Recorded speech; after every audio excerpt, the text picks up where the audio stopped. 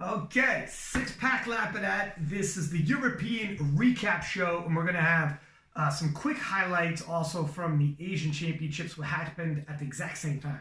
So it's a pretty big weekend for powerlifting in the IPF. We previously had gotten requests, we'll put it, to give more European highlight, more international highlight, not just US Raw Nationals, not just the World Championships.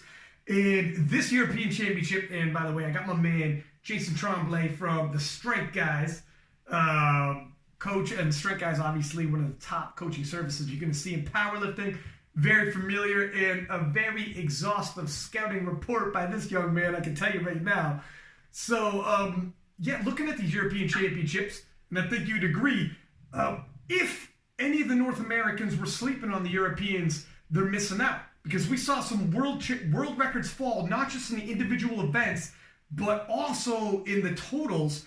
And looking ahead at the World Championships, we could have some more European champions taking the World Championships as well. Yeah, it was a really noteworthy week for powerlifting in the IPF last week, because really we had a significant percentage of the competitors to wind up being at Worlds, from some of the top Asian competitors and top European competitors compete. So we got to see our first glimpse of them on the international platform since Worlds now, which was in June, which yeah, 2 months away. So now we're on to the next one, and there's a lot of really good performances that we saw, particularly down in Asia. We're starting with the Asian Championship. Clinton Lee won Best Lifter of the entire tournament in pretty dramatic fashion. He had his third attempt squat in competition with Yakov Yanin of Kazakhstan turned down. Clinton had initially hit 270.5 kilos, 2-1, but the call got overturned. Ended up missing his third bench press and came in the deadlift. I think the previous best was around 292.5 kilos, and he ended up loading up 307.5 kilos on the bar for the win, and he made it. And that left him with an IPF points of 814, which is significant as we look ahead to how the podium at the Sheffield SBD Invitational is going to pan out. So that's what I found was most notable in Asia, and I guess now we'll go through Europeans. Well, you know what? Even before we jump ahead, okay, so 814, but just to let you know how good the Asian battle in the 74 kilo was, Yakov from Kazakhstan had a 727.5 total and an 813 IPF points. I mean, that is 814 IPF points to 813 IPF points. Literally neck and neck. I mean, there was a battle in Asia at the Asian Championships. And if you look at how the US Raw Nationals, a lot of times, you know, obviously America is the biggest powerhouse in powerlifting, but you might forget to look outside of America to see what other lifters are out there. These fellas would have done damage at US Raw Nationals as well. 830 kilo. I mean, we're right there. 814 IPF points. And Clinton Lee will be going to the the SBD Invitational. You know, he will be going there in the Champion of Champions tournament. I'm glad he got a chance to win an international competition. There's international judging. So it makes it a little more nerve-wracking for these fellas, because it's not, when it's at your nationals, in terms of squat depth, pausing, etc., they don't care. They care not when it's not your countrymen. You know, they care not. So the judging tends to be a whole lot less impartial. You know, it's significant, and it's more international exposure for him when he's heading out there to the SBD Invitational. But so I mean, overall, the Asian Championships, it wasn't quite the same caliber as the European Championships. But speaking of, now when we're talking about the Europeans, we're going to go division by division here. But before we do that, let's do our best in terms of, we'll give an MVP, we'll give a most improved, and we'll give a person to watch. And excuse me, pardon me 1 second, my friend. All right, there we go. So we'll give an MVP, We'll give a most improved, and we'll give a person to watch. Do you want to do men's or women's first? I'm gonna let you decide. We can go women's first. Ladies first. Oh, a gentleman. Oh, a gentleman. Ladies first. Okay. All right. Do you want me to go first, sir? Sure, you can lead it off. Let me kick it off for us. So, I would say for most improved. And I don't think I'm going to be, we might have the same on this one. I'm just going to pull up. You'll probably have more stats here because you're a stats man. But what Angelina Ilovakov did from Russia, from being, I believe she was 5th at the World Championships with a 520, which is very respectable. That's world class. I mean, the 72 kilos at the IPF World Championships, by far the most stacked division in the women's, and if not all of the championships, men or women's. It was so stacked. 1 to 5, 520 can win you the worlds. I mean, it was phenomenal. And so she came in 5th, but it was a solid, strong 5th. Coming into this, for her to hit, first off, a world record 203.5 squat, and then finish off with a 543.5 total. If you're wondering the significance there, that is a world record total. An 888.87 IPF points, which is monstrous. We're just shy of 900 IPF points. We might see 2020, and I don't want to get ahead of myself, but Kimberly Walford, who has had a dynasty in powerlifting, never lost a Raw Nationals, never lost a World Championship, undefeated at Raw Nationals, undefeated at International Championships, and it looks like the young Russian might be the one to do it. Man, she did this. Look it. She didn't do this at a national. She didn't do this at a local competition. You know, she didn't do that in her home country where the judges want to see her have a big squat. You want to see her do well. Now, she did this at an international competition where it's international judging and they care not, right? There's no emotional attachment. You're not the country woman. And she put up a world record total like that. And in terms of the improvement, she went from a top fiver to the greatest 72 kilo performance we've ever seen. That's where, look at, if she had podiumed in Sweden, if she had, you know, I mean, not that we weren't looking her way in Sweden, but she just wasn't, I never got the sense that she was going to overly threat. I thought she was going to have a good showing, and she did, but I wasn't really looking her way in terms of threatening like that. Now I am, not only threatening, but possibly taking the world title. It did that since June, and we're now in December. So for me, that is the most improved. Do you want to go most improved? We'll go. Well, I want to do that in March nationals, Lavakova totaled 56 kilos less than she did last week at the European Championship. So in the span of, we're looking at 8 months, she's added 56 kilos to her total.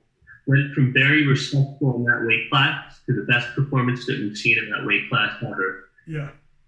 That's the progress, and definitely deserving of most improved.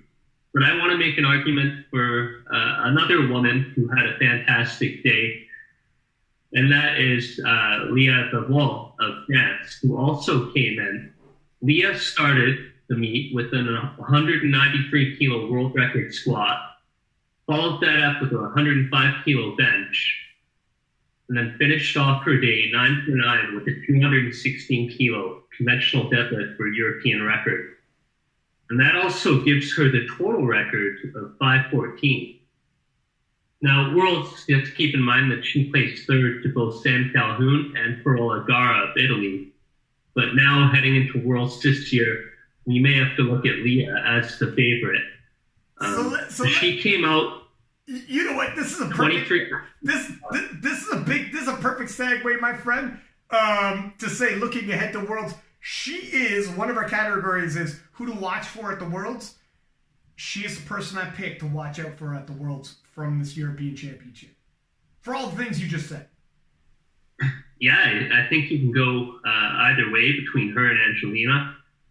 I'm going to go with Leah, just to disagree with you, Ryan. For most improved? I think Both of them were fantastic performances, and really excited to see where both of these competitors go in the future. Mm-hmm. So here's the reason why I would lean towards Angelina. Leah was already in the top 3 at Worlds in breaking world records and in the mix, whereas Angelina, I feel like, not to say I was overlooking her, but I just wasn't looking her way in terms. I never thought she'd be capable of this. Leah, I had a hint. Leah, I knew going into before this European Championship, going into next Worlds, I was already looking Leah's way, if I'm honest. And I think looking at the 2020 Worlds, you were probably telling yourself, yeah, you better watch out for Leah. But looking into the 2020 Worlds, I doubt you were saying as what you'd be saying now about Angelina. If you're honest, I don't think neither one of us would be like, everybody better watch out for Angelina. She's probably the favorite. That's a huge jump ahead. Leah, if not the favorite, I would have been like, yeah, she's in the mix. Now, having said that, let's segue this. In terms of why Leah is my girl to watch for the 2020, so first off, Gara won the World Championships from Italy. And then Sam Calhoun at the US Raw Nationals posted a 5'11" total. And not on the world scene, not on the international scene, on the national scene. So it's an unofficial world record. But unofficial or not, what Leah did posting a 5'14" is the greatest 63 kilo performance we'd ever seen. And she looked like she had a little more in the tank. And by the way, she did that on the international scene. Whereas international judging, you get no home cooking or nothing. Not the same Calhoun needed home cooking for her 5'11", but there's a difference. When you got to travel and it's international and it's just different. Everybody knows that. In 5'14", the greatest total we'd ever seen on the 63 kilo class. And if I was going to pick who you better watch out for, Leah looks like she's going to be, it's going to be tough to beat her. I feel like in terms of room for improvement, she's got a lot of room for improvement. And she's young, and this is just the beginning. Now, I'm not counting out Sam. I'm not counting out Gara. But neither one of them were at these European Championships. And of the lifters at the European Championships is what we're talking. Who to watch out for at the 2020 Worlds. And of the lifters, you better keep your eye on her. She broke 2 world records, and she's fitting to break more, and I think she's good for it. So who is the person that you think we should look out for at the 2020 Worlds, or is it the same person? I'm going to go with Lavkova on this one for the simple reason that we flip-flopped since March, and if that's her rate of adaptation, not just for local or national level competitions, but the World Championship and the European Championship. Really intrigued to see where she goes next with another 6 months of training here for Worlds. So, I'm going to go with Angelina, and then Leah's right there in second as person to watch. And I also wanted to give a special mention to particularly impressive Italian lifter who goes by the name Sarah Mazzantini. Sarah ended up hitting a 26.5 kilo PB to place second ahead of Ida Ron in this weight class. So I thought that was a pretty significant improvement from her previous best.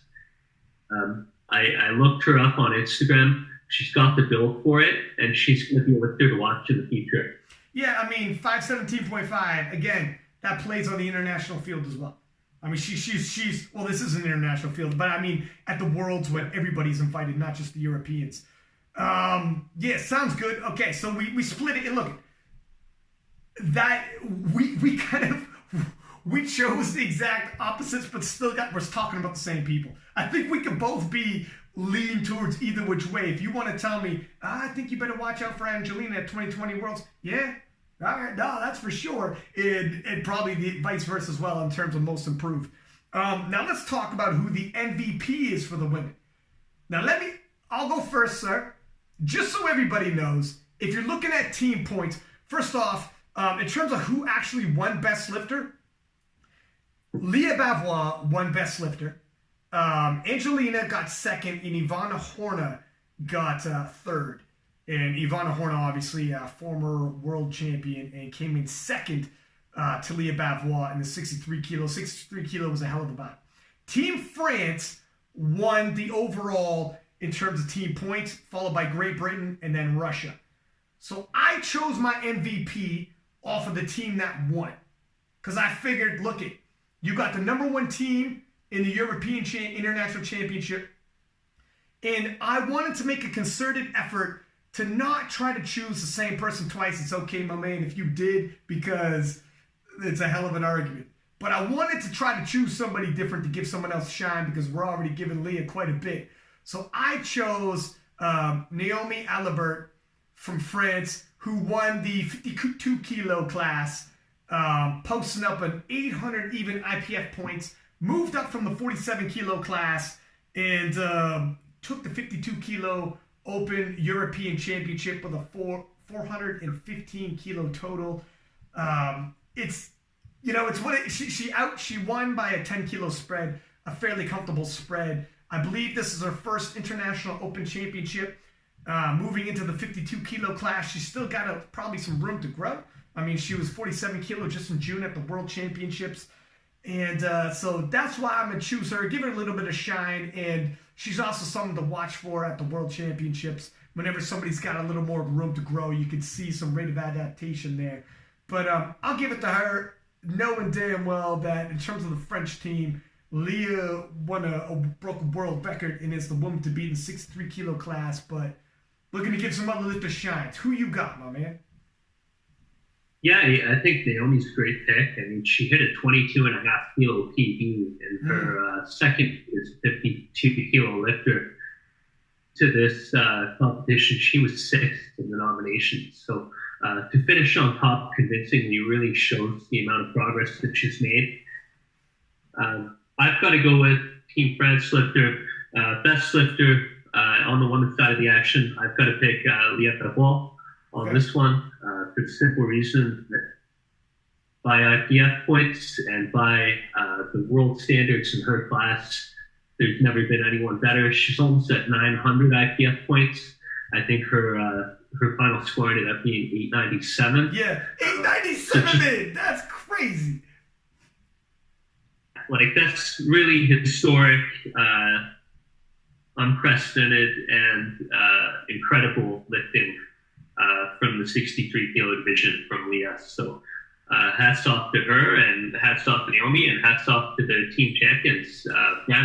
And here's why I would say I give it to Naomi as well is going in, oftentimes you're going to lean on these people who are already considered world-class. And, there's going to be a lot of pressure on Leah, and certainly she had the most IPF points, etc. But when you take a first, in terms of team points for most valuable player on your team, Team France, you take a first, that's 12 points. It's 12 points off the top, first round. Doesn't matter by IPF points necessarily when it's for the teams. And for Alibert, getting nominated where she was and then coming in first, Team France needed her to jump up the nominations by 5 rankings from 6th to 5th. You gotta look. We need you to make a play here. We need you to collect those. She picked up so many points. When you're nominated 6th and you come in first, I mean, all those points you give to your team. So that's where, if I could try to make an argument for her for MVP, but certainly I'm looking at that just to try to choose somebody else as well. But if you're thinking, what was the most dominant performance?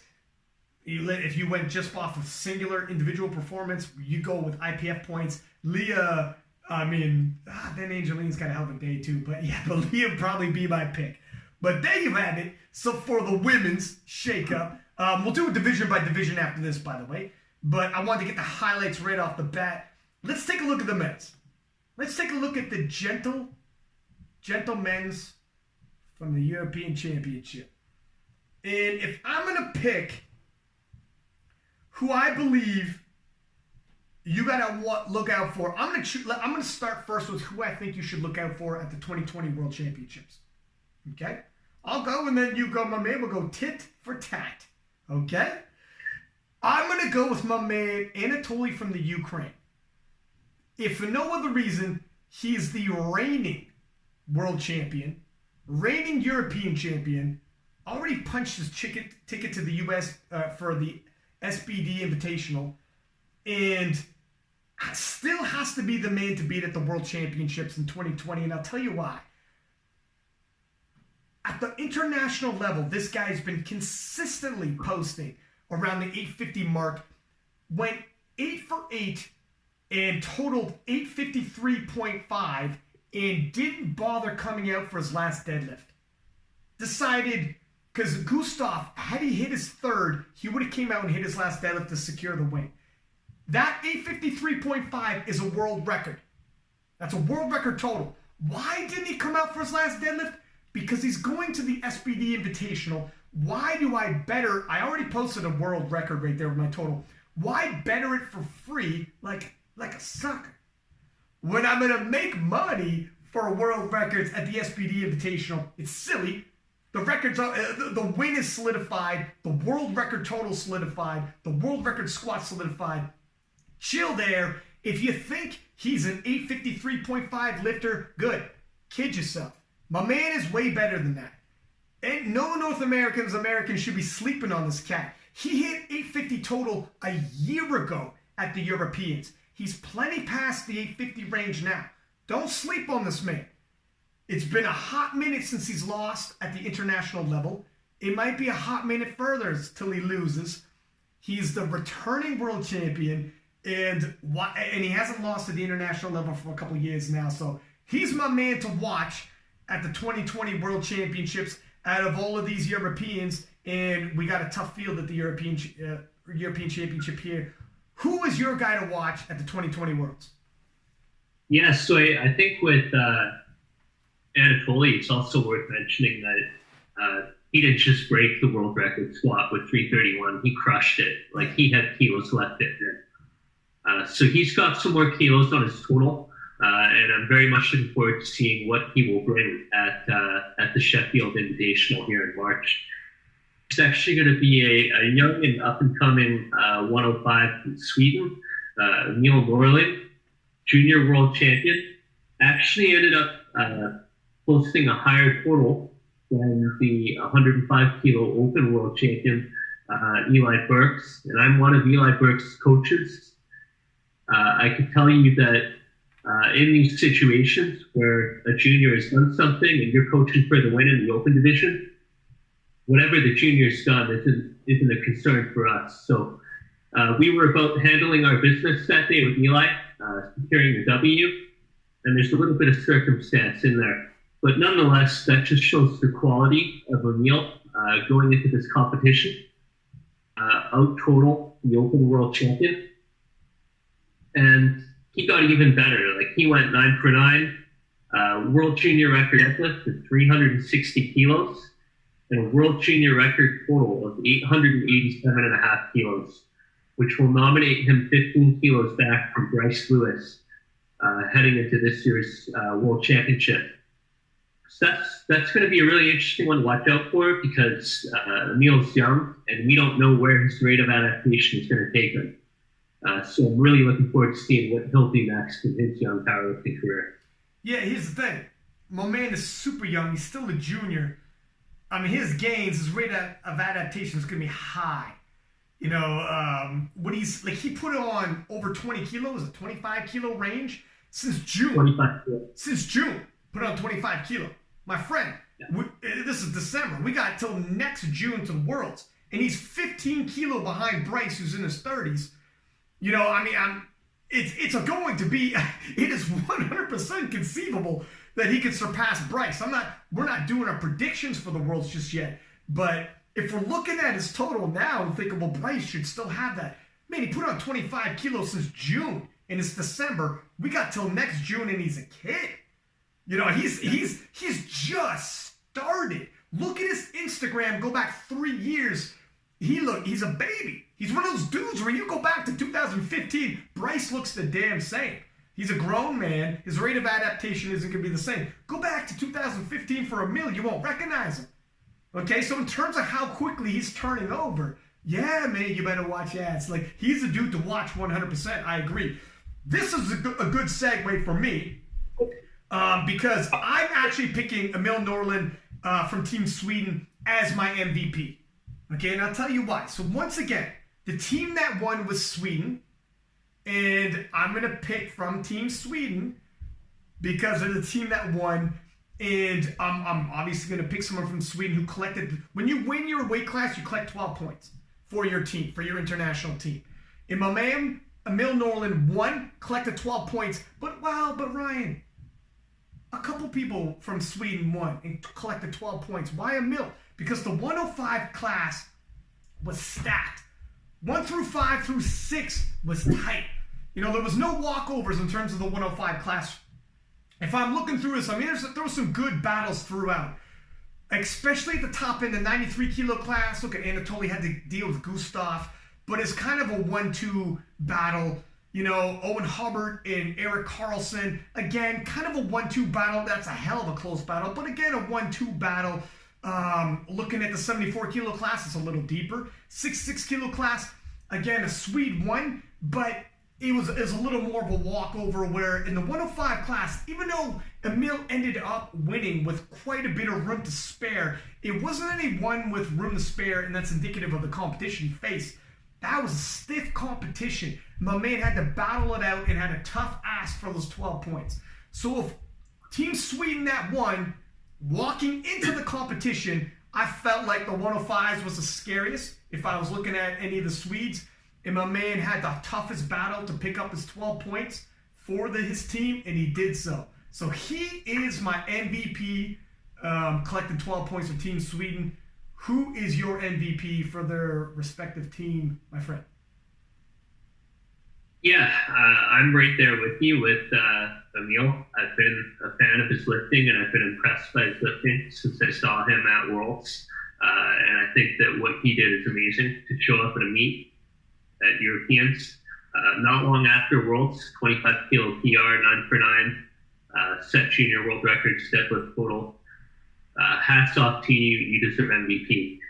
If Anatoly went full throttle, I think you could see a situation where I changed my pick.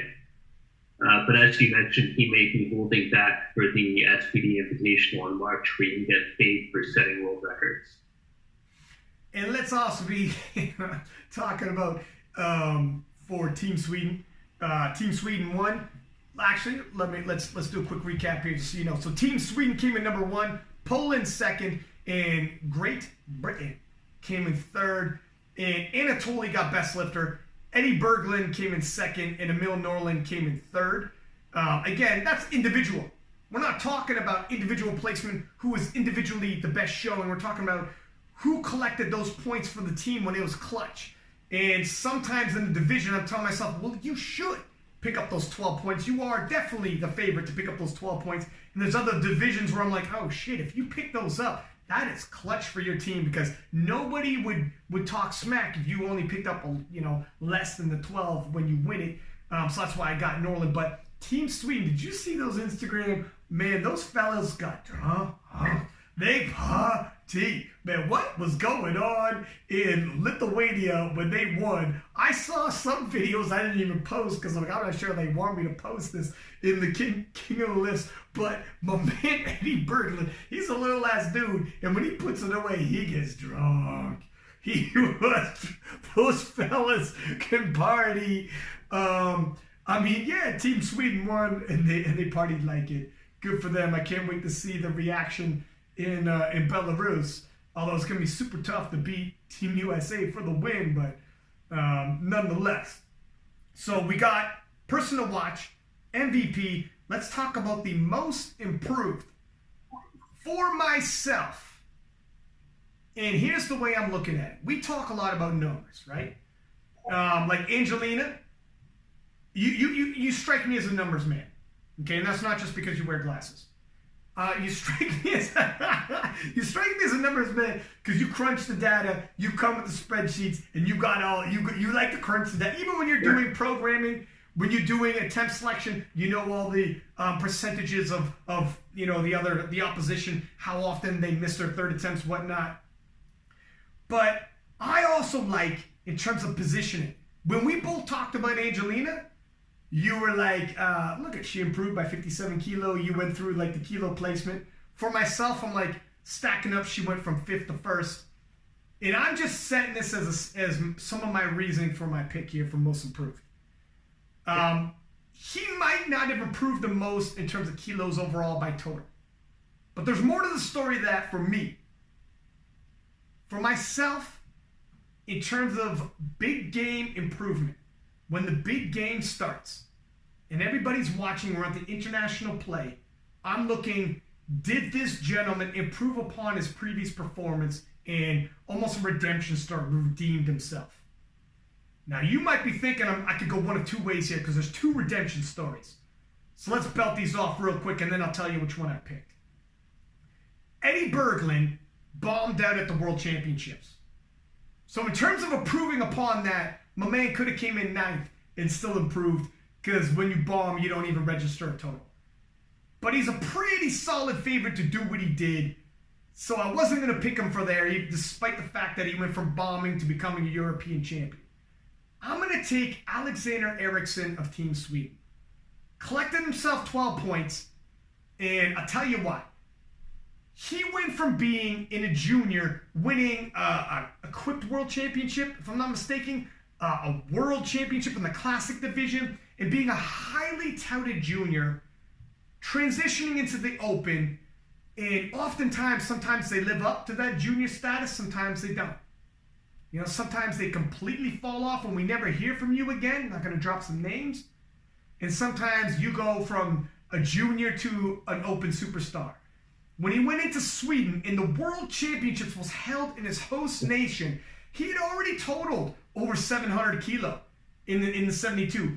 There was a little bit of height. We would have hoped he, at his age, build upon and not fall back from, especially when the World Championships comes into your home nation. This is the time to put it together. And he went from over 700 kilo total, drop into, I believe it was 682 range. And, you know, his kilos dropped a little over 20 kilo. And when his host nation was holding it, and he could have been a contender, and instead he became an also-ran. And it had to have been a little disappointing. Coming into these European championships, he set himself up for a bit of a redemption story. Am I going to be that junior who was a junior star, walked into the Open, and I can't swing with the big boys? European Open Championship. He has a return to form, hit 717.5. I believe he only missed his last bench press, so went 8 for 9. Improves, yes, I could swing with the big boys. Just a little under 800 IPF points. Obviously, super young, got a lot to grow from there. And in terms of a gentleman who not just improved upon in terms of kilos, and I'm not looking at his overall kilo, because he's been in over a 700 kilo total before, but a return to form and then improving upon that and improving from the last time we saw him in his first open into the international scene. So there's my pick. And he also, by the way, picked up 12 points and tossed them towards his team that ended up winning Best Lifter. And if I'm not mistaken, there's a lot of people not picking him for the 74 kilo European. Did you pick him for the European Open title? No, I had to pick a former opponent of Taylor and I's and Alex Turkovich-Sudnik, who I think this is really notable when we're discussing the significance of Alex's performance, is that Herkovich has never, ever lost on the international stage. Yeah. He's won 74 kilo lifters to be a world champion. For a world championship as a 74 kilo lifter, he's beaten Taylor Atwood. Aside from him and Taylor, is the only other one who's won worlds in that division. Came back after a shoulder injury, and Alex managed to make him load up just too much for him to fall on that day. And Alex came away with the title. I think the other thing that I wanted to mention on that is I noticed on Instagram that Alex had went out and hired Mike Scher of RTS for his coaching. So I just want to congratulate Mike as well. Clearly made a great difference there for Alex lifting. And congratulations to both men on a really well fought victory. I actually I got to be a homer here. You said I'm a numbers guy, and that's what I'm going to be. He hit a 27.5 kilo PR came from way down in the nominations, made a push for bronze in the 93 kilo division under his first meet with Alfred John, one of my coaches here at the Strength Guys. Kano de Pender of the Netherlands registered a 27.5 kilo meet PB and earned silver on the bench press. So great job to Tano and great job to Alfred. And then the other lifter I wanted to mention was Emilio Cotti of Italy, who also hit a massive personal best. Emilio came into the day with a previous best total of 735, left with 760 and a bronze medal that nobody saw coming during that competition. So congratulations to both men on training cycles and kind of my co-pick for most improved lifter. Yeah, you know what? I mean, he was 3 kilo off the mark when it came to a silver medal. Actually, it would have needed a stitch more because he's a stitch heavier, but nonetheless, yeah. I mean, it's tough pickings when it comes down to most improved. There's different ways you could slice it, but I mean, Team Sweden, in terms of like just an overall recap, there, Team Sweden, my God, they're turning into a world, like a powerhouse on the world's international scene. I don't know what they're doing. Like, I know, like, talking to some of these Swedes when they come on with their interviews, Ida Ron, Emil, Gustav, I mean, we had a few of them on the show. And Team Sweden, with their juniors, they're having, like, coaching seminars and flying their lifters in to one central point where everybody trains together, shares information. International coaches sit down with them and get to view their lifts in person, first off, get their lifting style, ask them questions on how they like handling, attempt selection. You get to see them lift so you know, oh, you're a grinder. So if your opener looks a little grindy, you're not near your top end. That's just how you lift. You know, call that the Hayden Bowden situation. So, I mean, Team Sweden is making huge strides, and the government is actually putting money involved. Like, it's a government-sponsored sport there. So you can see it on the international level. So soon enough, they're going to start racking up some world champions. And Gustav Hedlund, you know, my man, he went all in. I believe he balked at, if his 812.5 total looks a little low, it's because he balked at his second deadlift and went all in the money saying, I want to go for this. I'm pulling for the win. You know what? We're going to start getting into, don't let me get ahead of myself. We're going to start getting into the division by division here. I've already started. Let's do it. Let's walk it back a second. So, from Poland, Darius, this is going to be a tough last name, Zola, took the 59 kilo. No major surprises there. Eddie Berglund, did you want something to say about the 59 kilo? Because I don't got a whole heck of a lot. No, I mean, the only guy who showed up and hit a PR was Slaughter Splits, who placed second by 10 kilos. Ended up hitting a 2.5 kilo total PR. So congratulations to Darius on the win and Slaughter on the small PR. But really, as far as things to mention in that class, there's not many storylines for us there. So. And then, so 66 kilo, Eddie Berglund. This is important, again, in terms of the pressure on these Swedes. When Sweden was hosting the World Championships and Sweden turning into the powerhouse, the government's now sponsoring.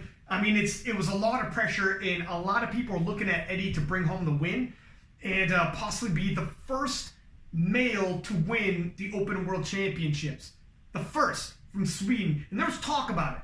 And they're saying, Eddie, you could be the first. Like, there was a lot of pressure on this cat. And not only came up a little short, but the bomb out, and of all things, on the bench press, which the guy is a bench god. He's hit 213. He's got an incredible bench press on him for a 66 kilo lifter. It's insane to even think about. I mean, he's competitive in the 83 kilo class when it comes to his bench press at the world championship level, let alone a 66 kilo class. So he bombed out, of all things, on the bench press world championships in his home country. So for him to bounce back, that's really the storyline. It's a great redemption story for Eddie. Also, young man entering into the Open, so he's got a bright future and possibly a future world champion. We'll see. We'll have to see. Yeah, congratulations to Eddie on bouncing back. He also had a small total PB here. Another important storyline to mention was the 66 kilos. And going into the competition, we were actually anticipating that this was going to be more of a battle than it ended up being.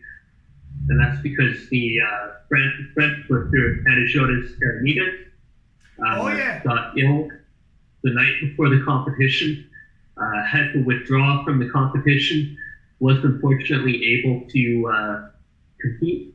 So looking at that situation now, I mean, Eddie ended up totaling 677.5. His best competition total was 670. So it would have been nice to see a push for the top spot more. But instead, Panagiotis had to withdraw due to illness. I hope he gets well, and I hope everything's okay.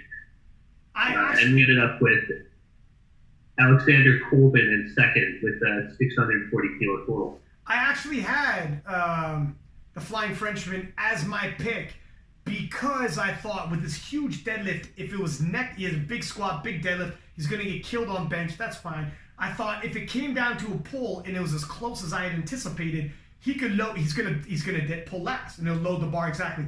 But once he was not showing up and it was just going to be Eddie, kind of ended up being, look, those 12 points are more than likely, barring a major upset, going to go to Eddie. So what turned into a major battle ended up being a more of a skirmish, if you will. And Eddie was going to collect his 12 points, but that could have been the battle to be watching in terms of, at least in terms of a 1-2 battle, the 1-2 one-off. Kind of like the 83s between Owen and Eric, with Team Great Britain and Sweden, as opposed to the 105s, which was 1 through 5, super thick.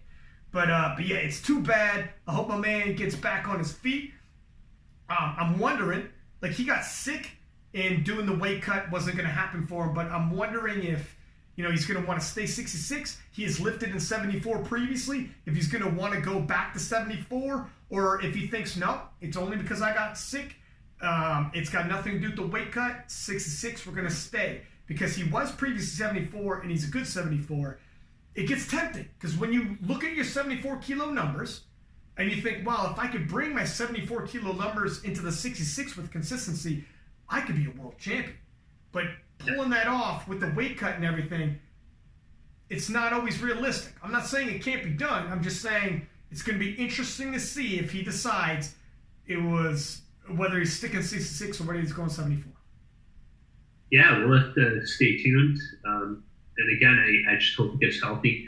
Scary, nobody likes to see that, and nobody wants podium battles to unfold that way with the competition after the draw. He was straight up hospitalized, by the way. He wasn't just under the weather. He was reporting from the hospital. So my man was for real. Going to the 74s, we touched up on this a little bit already, but it's got to be said. That Alexander, coming back from what he had previously dealt with at the World Championships, not that it was a major, embarrassment by any means, but certainly did not intend at his age to be falling back by a considerable margin in his total. Put up the performance that he always had in him. Obviously, the guidance of Mike T didn't hurt, and beating the former world champion who was undefeated on the international scene, my man Jason Tremblay, who crunches all the numbers and is as good a prognosis as you're going to find. Chad Dolan, your counterpart, also agreed with you, if I'm not mistaken, in our previous show, and had the returning world champion coming back from injury pegged as, I actually pegged Alexander. I thought he was due, and I knew he had the potential, but it was one of those battles where he had to prove it, and he couldn't have another performance like he did back in June in Sweden, and he lived up. And that was pretty much the biggest storyline. The former world champion finally losing on international scene. It should also be noted, he's coming back from injury, born in 76. It was bound to happen at some time. Father Time is undefeated. But still, silver medal on the international scene isn't too bad. I mean, when Taylor and I ran into Herkovich at Belarus Worlds, he explained to us that he had a shoulder injury. Oh, I'm sure he did. That year. But, I mean, we've competed against him before in Colleen at, I believe it's 2015 Worlds. And the guy just doesn't miss. So going into this competition, I had picked him over Alex to obviously is a very promising lifter. Based on history, he just doesn't miss. I thought his shoulder would be healthy by now. He's not on social media, so I have no way to verify any of that. Ended up just being slightly off the mark from where he was before the injury. And Alex was able to make a convincing win. He had more kilos in him on that final deadlift as well. So congratulations to Alex. Congratulations to Cher, his coach. And I'd also like to congratulate Denmark lifter Maddie Christensen on setting a European record in the squat with 258.5 kilos. Yeah. He's also got a great bench as well. I remember competing against him at Worlds. The left guy out before Taylor was. Who's this guy? I was checking him out. He's got a great subtotal. If you get the deadlift figured out, he's going to be a big contender in that division. So congratulations to Maddie on the European record as well. Moving into the 83s now. If you like bench pressing, you're in for a treat. Owen Hubbard, who's also, I believe he's one of your guys' lifters. And he posted, I mean, he took the win. He was really in a pretty big battle between him and Eric Carlson. It was going to be neck and neck. I thought, because it was so neck and neck, and Eric Carlson, who broke the IPF world record in deadlift, no less, broke it, taking it from a man, Cathwe, who's a co-host at King of Lifts. If it came down to the win, he's going to pull last, is what I had figured. And not only pull last, but also so we can load the bar for the win and load it conceivably with possibly a chip. So he'd be, if it was neck and neck, and we thought it'd be neck and neck, that was the situation that's going to play. However, leading into it, I did notice from Eric Carlson, his social media posts became less and less confident. And he essentially, his last social media Instagram post was like, well, wasn't a really good prep. It is what it is. Let's see what we got. And I remember Cathwe messaging me being like, man, my man doesn't seem too confident here. And I'm like, yeah, well, sometimes it be's like that. So, as it were, Owen Hubbard missed his third squat, but hit a world record bench press. Wasn't the most tidy bench press, but good enough it is on the international level too. 218.5 kilo. Was sure to post that and shout out Brett Gibbs. And these two love the shout out back and forth. So they've been tossing this world record bench press back and forth. Whenever they meet, look, when it's a championship and the bench press rolls around, rarely is the bench press event one of those events where it's like, oh my God, I can't wait to see the bench press event. A guy lays down or a girl lays down and presses. Usually it's not a battle and the most entertaining, and you feel the energy somewhat dip a little bit when the bench press event rolls around. When Owen Hubbard and Brett Gibbs are in the field, these guys have, not only are they neck and neck with the bench, they have a long-standing back-and-forth rivalry. I remember when Brett Gibbs won the World Championships in 2018 and was the first lifter in the 83 kilo class to total 10 times body weight, the heaviest man ever in the IPF at the World Championships to total 10 times body weight, won the 83 kilo class, beating Russell Orhe, but fucking Owen Hubbard took his bench press world record. And it was like, damn it, man, I couldn't have that. That little piece. And Owen Hubbard had to rub it in his face. He goes, yeah, man, you're on top of the world. But don't forget, I took your bench press. And the bench press was always that lift for Brett. Even when Brett, in his big showdown with John Hack, and he lost to John Hack in that showdown, he got the gold in the bench press and the bench press world record. It was always that lift that was in his back pocket. And sometimes a guy like Owen Hubbard's going to roll around and take it. They've been neck and neck with it, so Owen took it and was sure to shout out Brett, and I'm sure Brett's going to look to take that world record back.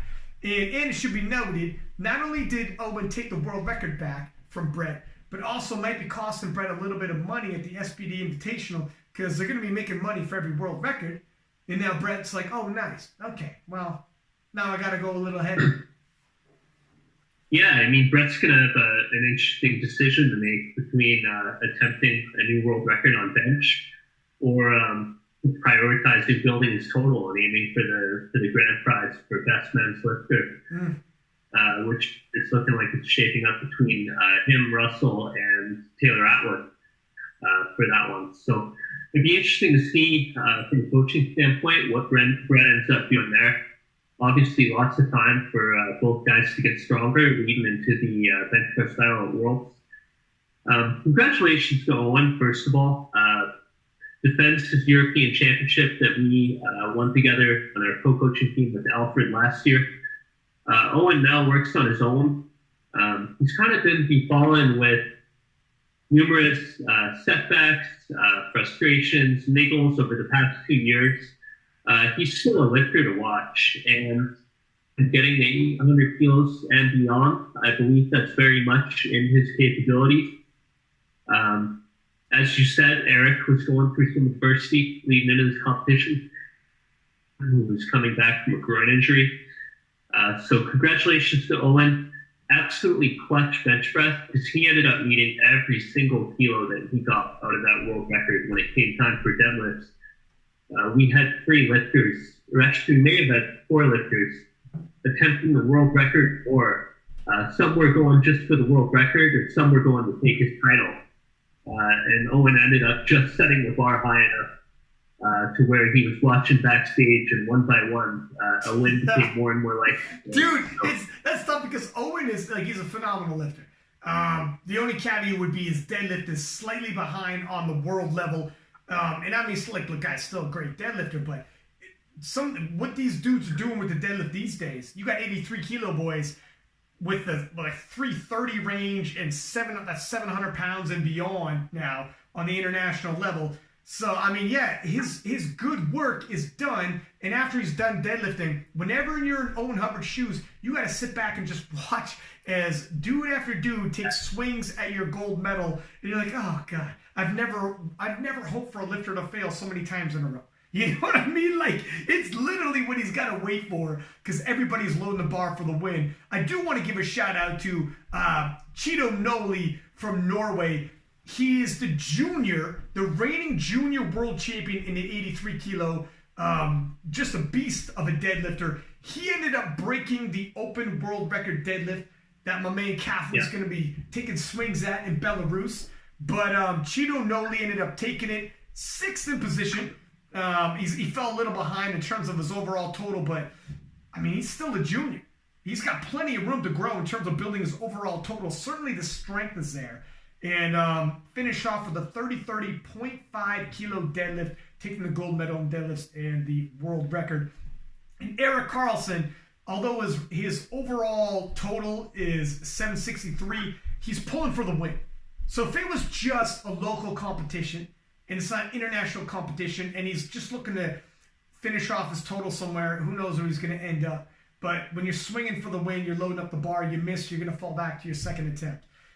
He did, despite him saying he didn't have the greatest training, he hit a 295.5 kilo squat, which is the European record in squat. So his training may not have been what he wanted, but it wasn't half bad because he's walking away with international records as well. Yeah, and a few other lifters I was really impressed by when I watched this competition were Emilio Cometti, who I mentioned as co-most improved on the men's side, hit a 25 kilo PR, ended up pulling 325 kilos to snatch bronze. So he was one of those lifters that was taking a crack at, within 1 kilo of what the world record was before this fight took place. And then another one is Christian Ayandakun of Great Britain. Christian ended up loading 330.5 kilos for the win. And he moved it. Like, he got it above his knees, and then he lost his balance. So we could have actually been talking about another great British lifter who's the European champion here. And it's going to be really interesting to see how Christian pushes Owen in that division moving on. And Yuri also from Slovenia loaded up as well, 330.5. I mean, everybody started loading up in the end, trying to go for that world record and possible gold medal in the deadlifts. Yuri actually ended up going for 315 on his third. And did he? Didn't quite have. Maybe I'm looking at the wrong. Oh, I am, yeah. But that was that was for a bronze medal on the PlayStation. Ah, so, got you. Yeah. But Yuri and I came in with a PR on squat, tied a PR on bench. 8 of 9. It's a good day. we're looking forward to coming back and improving on that with more bench and deadlift progress at Worlds. So he's a defending European champion as well, and someone to watch. So let's walk into the 93s. We already gave a little bit on the 93s, but it can't be overstated. My man Anatoly, I mean, he put together, I mean, despite, it's a signature performance, and it's almost anticlimactic, and I understand why. Okay, it's the biggest total we've seen on the international scene for the 93 kilo class. It looks like on paper he missed his last lift. He didn't even come out and take it. So with only 8 lifts, he's breaking total world records. And it's because Gustav Hedlund kind of went all in. Now, what do you think about this strategy? I want to ask you. Gustav had missed his third squat, missed his third bench. Things aren't going entirely the way he had anticipated. Nobody wants to go 2 for 3 in 2 events in a row. Walking into the deadlifts, hits his opener with 315, solidifying his total at the very least. So we already know his day isn't going the way he wanted it, and he's fallen behind no less to a guy who's the reigning world champion, who, oh, and by the way, did not miss a single lift and broke a world record in the squat. So he's going against a guy who's having a historic day, and he's missing. So he decides, with his opening dead, let's hammer that down and solidify it. We got a total. We're not bombing out. And more than likely, I got my silver medal, which is going to pick up my 9 points for Team Sweden. That's bare minimum. That's what they're thinking. That's what Team Sweden's thinking. All right, fair enough. I got it. I'm on page with you. Now, they decide, don't bother loading up a second deadlift, and I'm going to go for it. Because I don't believe my silver medal's at risk, nor the 9 points for Team Sweden. Balk at a second attempt, we're going all in for the third. And it's all or nothing. Because I'm not here for a PR total. I'm not here for PR deadlift.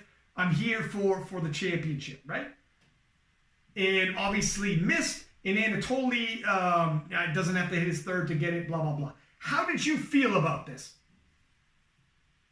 Yeah, so I think a few things are necessary here. And first off is Gustav and his team had the best understanding of what his deadlift strength was projected to be going into this meet. The thing when you're selecting attempts, especially at these international meets, is my coaching style is I want to see an opener in a second in order to get a really accurate pulse on what the third attempt should be. When you're just jumping from your opener to, I don't want to show my competitor anything, I'm going to wait, see what he does, and then we're going to come out and take crack to the win. It's such a widespread. So he ended up opening at 315, then ended up 357.5 third. So that's a really widespread to try to predict that, hey, I've got this in the tank. And I think on the day that Anatoly was just so dominant that he could afford to leave room in the tank on his world records and just chipped them a little bit. And he basically won the meet going 8 for 8. So Gustav is one to watch for the future. It's not a strategy that we would often favor or employ, but I understand the logic that Team Sweden employed here in going for the win there. And here's where it's the pros and cons, okay? It's only going to work if you're not worried about the guy behind you taking your silver. Because if the guy behind you, if you miss your third and you fall right off the podium because your opener's not good enough to keep your silver, or heaven forbid even your bronze, now you've really got egg on your face. But if Team Sweden or whatever nation you're from when you make this decision has done their homework and says, nah, look it, we did our homework. We think what you did in your opener, and they'll probably pick the opener exactly what we think is going to solidify your silver medal. You should be good. You should be good. We can gamble and you're not gambling. So not only individually are you, the lifter, going to walk away with the silver and you're not risking your silver, but as a whole and on the international competition, this isn't U.S. Raw Nationals where it's just individual. You also are gaining points for your nation. This is like a world championship for the Americans. So you don't gamble away team points because Team Sweden ended up winning. Those 9 points for Team Sweden were integral. So they probably thought, we're not risking nothing. So instead of getting tired, deadlifting really heavy on your second, go all in, and you're not ready. You're just going to swap your silver for a gold medal, possibly. However, like you said, all right, you got more energy in the tank because you're not hitting your silver, or sorry, you're not hitting your second deadlift. But on the flip side, it feels fucking heavy to take a 40-kilo jump. If you were in the gym and you're working up to a top single, some jumps are like, yeah, it feels good. Some jumps, even if it's a weight you normally hit, if you jump too big of a jump ahead to it, that weight that you normally hit smooth feels a hell of a lot heavier because you didn't have an interim jump in between. Just to turn the nervous system on, just to get the body ready for it. It can feel a lot heavier. So it's a bit of a gamble. Now, when you're not in the gym, so you have the European Championship, International, you're battling it out. And you might tell yourself, with the adrenaline going through my body, it won't matter if it's a 40-kilo jump. Maybe, maybe not. Look, a 42.5-kilo jump, pardon me. Maybe, maybe not. But if I ever attempted a 42.5-kilo jump, man, it is going to feel a hell of a lot heavier. Like, and they, you know, it is what it is. It's a bit of a gamble. Maybe they walk away and they're like, I think the jump is a little too big. It depends. Maybe he practiced big jumps and they had this strategy already locked up leading into it. And in the gym, he's practicing big 40-kilo jumps because they anticipated day of. Who knows? But there's the two different sides of it. It's not a strategy you could use every single time. Some dudes are like, this is a strategy I'm going to use every single time. Well, you don't do it if you're gambling away your silver medal at an international competition. But they weren't gambling, so I could see why Team Sweden's like, hey, look, we weren't silly here. We weren't betting with the house money. We had the silver medal locked up. We were good. Because he still had 22.5 kilo over the man who came in bronze. So they were good. Just for a little insight. But, yeah, go ahead. Go ahead, sir. I just wanted to mention as well, Ashley Liston and Tanner Lemender both had excellent meets. Ashley ended up hitting a PB, came in, placed third, and came in 2.5 kilos ahead of Tano, who hit a 27.5 kilo PR. So well done, guys. That was a really entertaining class to follow. Yeah, I mean, the battling for bronze medal was 2.5 kilos separated them. I mean, it was a battle for the top, which you would expect at an international level. I think I had Ashley pegged as my bronze medalist, just saying. But, so the 105s, let's talk about the 105s, the battle of the 105s. Emil Norlin, in terms of, 1 through 5 through 6, all super good lifters. Emil Norlin posting up 887.5, massive jump from just June, and he looks like the sky is the limit for this kid. We have never seen a 105 junior at the international scene, okay, before people start messaging me about, Ashton's, possibilities, whatever. On the international scene, on the international level, this guy is just rocking and rolling. What he's capable of, we don't know. Well, I mean, the proof is in the pudding, and I want to see it put on the international scene. And by the time June rolls around and we're talking about Belarus, and I don't want to get too ahead of myself, but you got to get a little bit excited about this kid. 9 for 9, smashing world records all over the place, and exudes confidence, man. There's something special about this kid that when you see him on the platform, when I saw him in Sweden, talking about this strategy, this is maybe the segue I want. And sometimes I segue myself like this. Talking about this strategy, Sweden did that when the World Championships were in Sweden, and Emil Norlin said, all right, I hit my opening deadlift. We're not taking the second deadlift. We're going all in for third. I don't give a shit what we need. Load the bar. And it's an all or nothing approach, and when he hit that platform, he had nothing but confidence on his face, and all the Swedes in the crowd knew it. And he hit that deadlift, and by the time he was at his knees at the World Championships, he already knew he had won the junior world title and the gold was around his neck, already smiling and shaking his head when the dead was at his knees, locked it up and smiled, looking across at the crowd, and he was drinking in the applause like a thirsty man. Put on another clinic here at the European Championship, despite being a junior against svelte competition.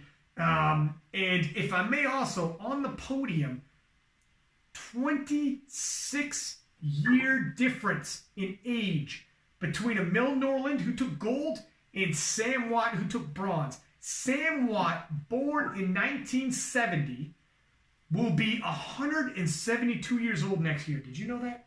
172 years old next year, if my math is right. No, my man's going to be half a century, though. Half a century next year, and he's taking bronze in the open, taking a world record in terms of the masters on the squat with a 327.5, taking a world record in terms of masters with 347.5 on the deadlift, 860 total, another world record. If you see Sam Watt, the guy is diced. Despite being half a century old, he is a bodybuilder in the natural. I don't know much about bodybuilding and natural bodybuilding, but the guy is fucking diced. Looks like he's ready to step on stage or be on the cover of a fitness magazine on the drop of a dime. Give him the phone call. He's already ready. He doesn't need to dial it in. He's dialed in at these championships. So he had a phenomenal showing as well, taking the bronze medal in an uber talented class. And then splitting the difference in between them, of course, from Russia is Vladislav, who also, man, I mean, he's a young fella coming in at 862.5, tons of talent. He also went 9 for 9. All of those gentlemen who hit the podium, by the way, went 9 for 9, had 9 for 9 days, and he was just 2.5 kilo more than Vladislav. And the age difference between them is 27 years, so he's even younger than Emil Norlund. He's also a junior. So about 2.5 kilos separating the bronze medal and the silver medal. We knew it was going to be a battle. I just wasn't quite anticipating Emil Norlund to have a breakthrough performance like he did, taking the gold medal. And honestly, that is the best way to describe it, is a breakthrough performance. Because, I mean, my man should be putting everybody on notice. Now, everybody worldwide in the U.S., I don't care where you're at, you better watch out for this kid. There's something about him. You know, every now and then there's an athlete. I'm a huge UFC guy, boxing guy, and everyone knows this. Is sometimes a guy shows up at the press conferences and the weigh-ins, and there's some kind of a fucking error to him. When Conor McGregor was on the way up, people are like, is he substance or is he flash? And he had a weird aura about him before he fought Aldo for the title. Just some kind of a weird, like he knew a secret you didn't. He had a weird smile on his face, and it's like, I don't know about this guy. Fight comes out and people like, he's all flash, don't worry about it. Ends up, and Jose Aldo's the greatest featherweight of all time. Knocks him out in 13 seconds, and he saw this hole in Aldo's game, took him out in 13 seconds. There's something about Emil Norlund, the way he carries himself. It's like he fucking knows something we don't. And when he posted, and Ashton Ruska on the Instagram posts underneath, congratulations, nicely done. Emil Norlund wasn't, hey, yeah, thanks. He was, yeah, I'll see you in Belarus, let's go. While some dudes run away from a guy like Ashton, Emil Norlund's like, young man, get it together, let's rock and roll. He knows something. And I'm excited for the future with this cat. Yeah, I love that confidence. I could say from coaching Taylor as well for 6.5 years now that that's something that's in Taylor Atwood's game as well. Any third attempt we load on the bar, he's going out there like a boxer, ready for like a heavyweight bout with it. He believes in himself, high self-confidence. He basically feels like he's invincible on each day. And I think that's a characteristic that you have to have in your mental game of being a top-level competitor. And Emil's got that. It's a hard thing with competitors who don't have that mental game that Emil and Taylor and guys like that do to develop it, because it's something that's born through a lot of sporting experiences. And again, congrats to Emil. I also wanted to congratulate Joshua Greenfield on setting the world record in squat, 343 kilos on his third attempt, absolutely massive. So well done to him. You know what? It's funny. I want to talk about this for a second. Did you see that video that Greenfield had posted? That look at everybody saying congratulations for my world record squat, and he's like, I really don't give a shit about that world record squat, and he's bitter because his overall total, he missed a squat, and if that was his second attempt squat, he was planning for more. He wasn't planning on retaking that. So even though it's a world record, it's less than he wanted. That's in his mind's eye leading up to this. That's second attempt weight. Missed a third attempt bench. Missed a third attempt deadlift, and didn't end up with the total he wanted in the overall placing, coming in fourth, which is tough because you're just off the podium. And Okay, let's talk about that for a second, because this is an interesting talking point for myself when I think about this. I get it. He sees himself as a competitor. In his mind's eye, that's second attempt weight. So I get that point of view. However, I don't see this as a consolation prize. I think when he's 85 years old, looking back on this, and it dawns on him, the world is a fucking huge place, my friend. 7 billion people walk on it. You understand me? A massive place. When I look at the categories that we posted up, in terms of if you're amongst the elite, you're amongst the 2.6% of powerlifters across the world. Not population, but strength-wise, 2.6. We posted those categories if you want to check where you rest. I'll repost it. Don't worry about it. If you're amongst what they call world class, which all of these guys are, you're amongst around the world of strength athletes, less than 1 percentile. Among people walking the earth, percentile of a percentile of, it's ridiculous. So if you squat something no one in the history of the sport has done in your weight class ever, it's one of these deals when you look back, you might look at it differently than when you were in the moment. And I think as powerlifters, we can appreciate, we've all been there when you tell yourself, I am capable of this, I am capable of that. And if I don't hit this, that, and the other, it's almost a loss, right? You've said it so many times in your mind. When you lay down at night in bed and you picture the competition, you've run through it so many times in your head, you're telling yourself, it's that or break it. If I don't hit it, I'm upset. Sometimes when you look back at a performance and all is said and done, you're like, God damn.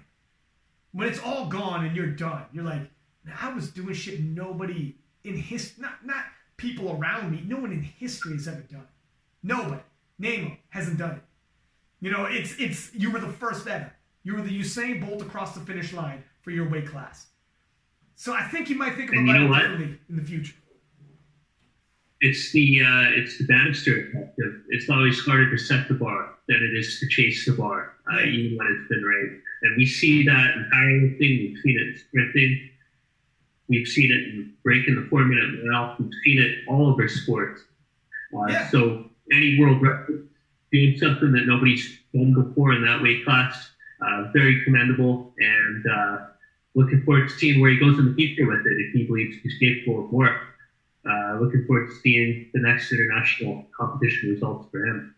Yeah, I mean, 100%, man. When you say it's about setting the bar is a lot harder than chasing it, 100%. When you're the first to do something, it's way harder to be the first across that finish line with that kind of totals. When you're the trendsetter, 100%. Look, it's the same thing for Sam Watt. I can't wrap my freaking head around the fact this guy's half a century old. What are we talking about here? What are you doing? Still walking around dice like that, swinging with these dudes half your age. He competed in 1991 at the World Championships. You understand? Do you know who was at the World Championships in 1991? Have you heard of Ed Cohen? What is he doing lately? 1992. Okay, well there you go. Even alive. You were 4 years old when Tupac died, by the way. I don't know why that's my point of reference, but anyways. So 1991, he's competing at the World Championships. Have you heard of Ed Cohen? What's he doing lately? Have you heard of Captain Kirk? Kurt Kowal? He was at that World Championships. That's when this guy was competing at the World Championships. If you want to know how hard it is to last at that age, take a look at his peers and tell me what they're now doing. This freaking guy is squatting 327.5 kilo, deadlifting, let's scroll this over, 347.5 kilo, and totaling 860. And freaking Dice got skin like he should be sponsored by Oil of Olay. The guy's a beast, man. I mean, in terms of inspiration, when you were looking at these guys, Joshua Greenfield, Sam Watt, man, they got, like, it's like the Europeans lit it up in the 105, and then you got Emil Norland is like the cherry on top, who I think is seriously a star for the future. Everybody's got to worry about him. He's a problem. He's a problem. I don't care what your name is, where you're coming from. If you're a 105 kilo lifter, my man Emil Norland is a problem. Watch out. You know, I love that Bryce is back, and Bryce and him are going to do battle. The Grizzly returning veteran, returning world champion. Bryce came to the, okay, guess what? I didn't lose my title. You want my title? Come and get it. I would love if somehow Ashton Ruska, as an alternate, made it on the team, and I'm told he's the #1 alternate on Team USA. I would love if Ashton Ruska made it in the 105s. How dope would the 105 battles be in Belarus if Emil Norlin, Ashton Ruska, Bryce Lewis, get the fuck out. What are we talking about here? That's pay-per-view. Are you kidding me?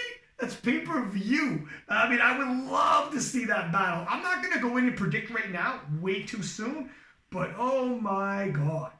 You know, if you're not, I mean, I hope nobody's looking past it. Anybody else we should talk about in terms of the 105s? My friend.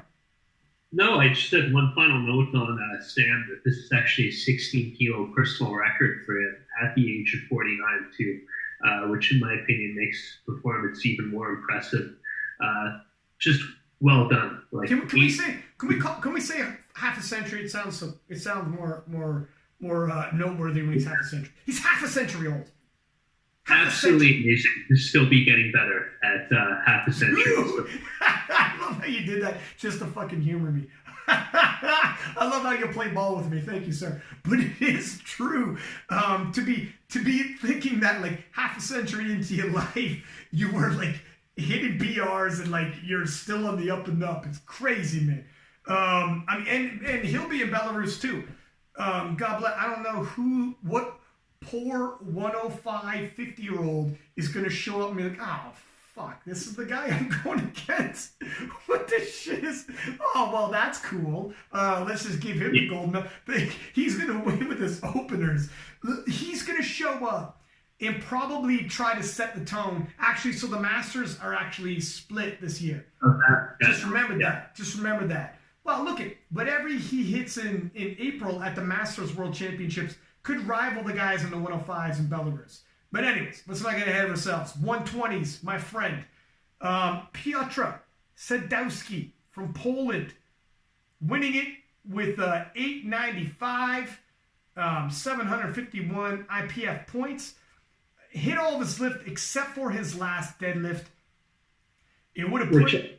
Just going for a European record on his last deadlift. I was going to say, looked like a bit of a Hail Mary, a 23-kilo jump. Not the craziest jump with fellas this big, but it was definitely a record because 363, obviously with that chip in there, indicates it'd be a record. So he's looking to get a little greedy. Let me pick up the win. Let me grab some records. Let me go 9 for 9, not to be on that day. Yeah, and then Amandas Palauskas went for a new world record with 254.5 kilos. Didn't end up hitting it. He owns the current world record in that weight class at 253.5 kilos. So just came up short of chipping his PB. And then congratulations as well to Danil Ermolayev of Russia, who set a European record squat with 345 kilos. Oh, sorry, Maris Justips of Latvia ended up taking it. He clipped the European record with 345 kilos on his third attempt. Demille still took a record, though. He still took a record. Doesn't matter if someone comes around and takes it after you. You were the first to cross that line. Also, Pavlenko took the silver medal. Look at Amandas, who we thought was going to be in contention to take it all, had a real rough squat. Misses opener, misses second attempt, pulled the Russell Orhe, went back, did 3 Hail Marys, came out and hit the weight on his third. Although unlike Russell, he didn't raise the weight. And then he missed obviously his third attempt, bench press, like you said. And if you're wondering, he didn't get his third deadlift. So he didn't have the greatest days, and that's why he went from being a possible gold medal favorite, falling back, still landed on the podium from Lithuania. Lithuania, the host nation, is what it is. Commiserations, my friend. Moving into the 120s, the Estonian giant, Simrast, who works with Mike T, put himself together. He was 8 for 8, missed his last deadlift, hit a 945 kilo total, besting his world championship performance by a somewhat modest 5 kilo, but a win is a win.